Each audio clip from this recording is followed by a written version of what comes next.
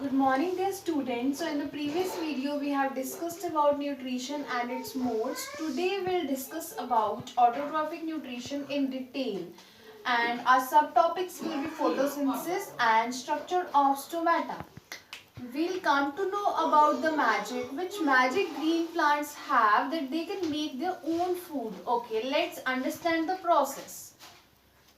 Okay, as you know that soil has so many minerals and water, and plants are deeply embedded in the soil through roots.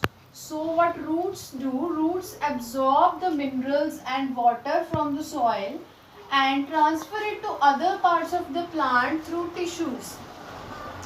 So water and minerals come here in all the parts of the plant.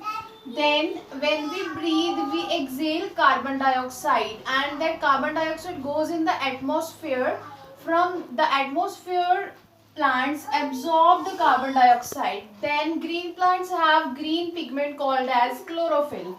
Okay, so chlorophyll is there in the green plants, in the leaves, and then solar energy of the sun. So when these all ingredients mix, then it forms a product called as carbohydrate. So let's understand the equation. Carbon dioxide from the atmosphere plus water from the roots that are taken from the soil, and sunlight and the presence of green pigment called chlorophyll. These all things combine to form the food of the plant called as carbohydrate, plus oxygen is released. Oxygen we use for breathing.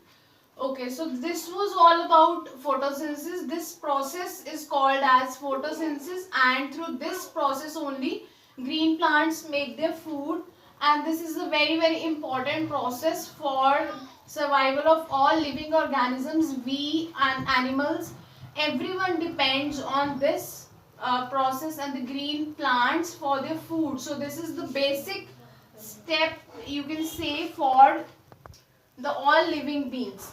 Okay, let's understand the structure of the leaf. So a leaf, this is the inside view of the leaf. Leaf has so many cells. These cells, these are called guard cells, and they have chlorophyll pigment inside it. So let's understand the structure of the stomata. Stomatal opening is like this. There are the very small pores. Stomata are very small pores present in the leaves. So from that pores only gaseous exchange occurs. Oxygen, carbon dioxide, these gases enter or exit from the leaf through these pores called stomata.